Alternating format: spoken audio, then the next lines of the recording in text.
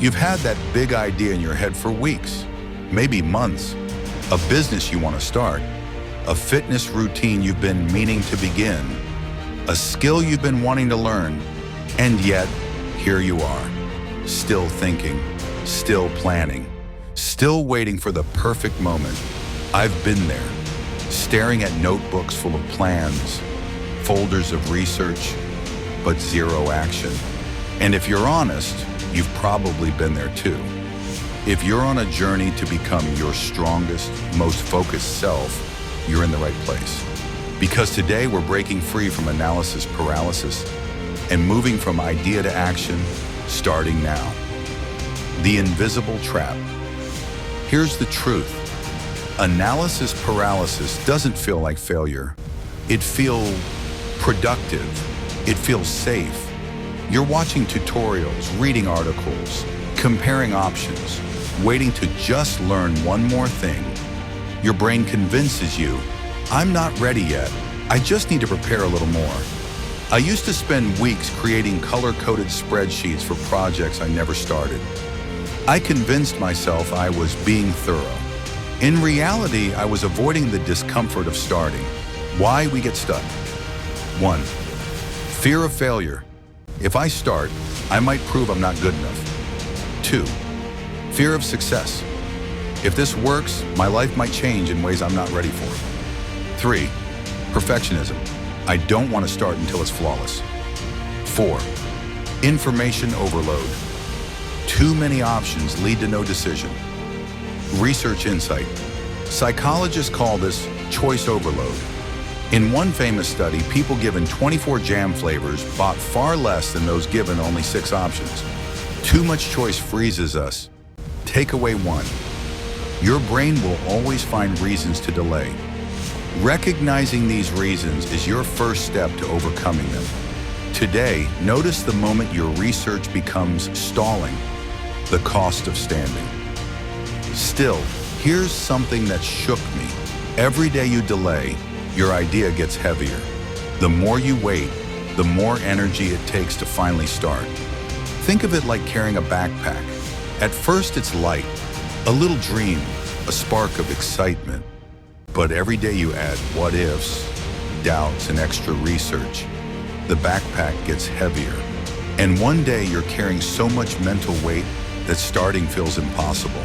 Real talk. 1. Opportunities have expiration dates. 2. The perfect time doesn't exist. It's a moving target. 3. Waiting robs you of momentum, and momentum is your biggest ally. A friend of mine had the idea for a podcast years before podcasts exploded. He waited to get the best microphone, the best editing skills, the perfect branding. By the time he started, the space was crowded. He still succeeded, but it took twice the work he would have needed years earlier. Takeaway 2. Momentum is easier to keep than to create. Your future self will thank you for starting now, even imperfectly. Breaking the freeze. Overcoming analysis paralysis isn't about forcing yourself to just do it. It's about lowering the barrier to action so small you can't say no. Step 1.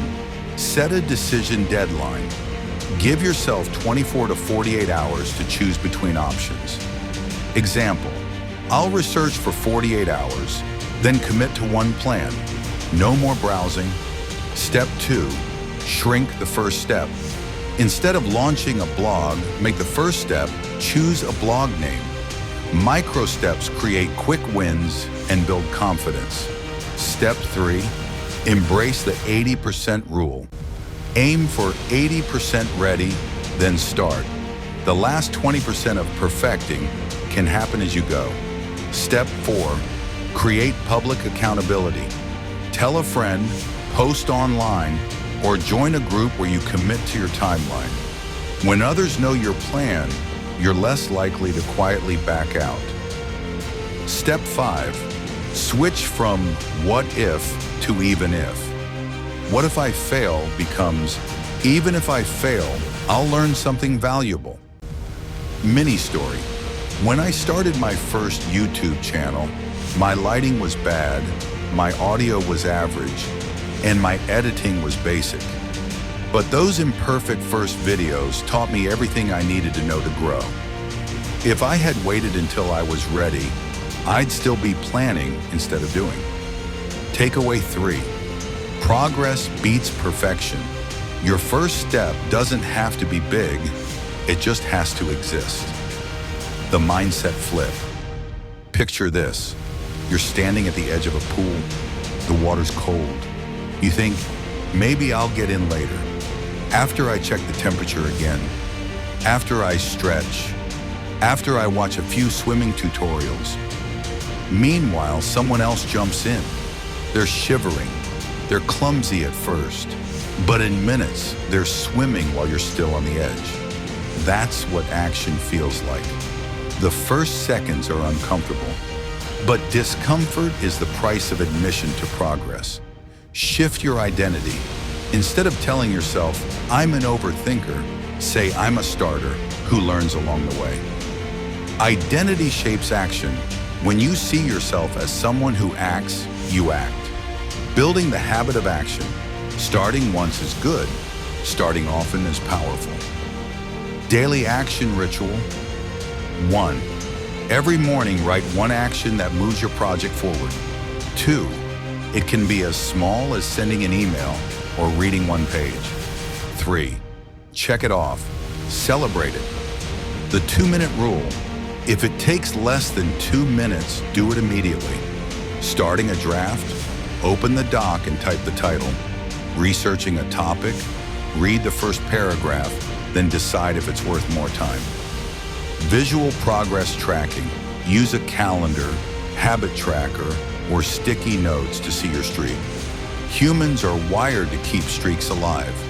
Normalize mistakes. Remember, every expert you admire started messy. Every failure is a step forward if you extract the lesson. Takeaway 4. Make starting your default setting. When action first becomes a habit, overthinking loses its grip.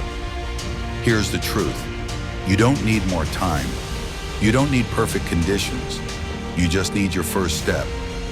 Today, take one tiny action toward your idea. Send the email, sketch the design, write the first sentence.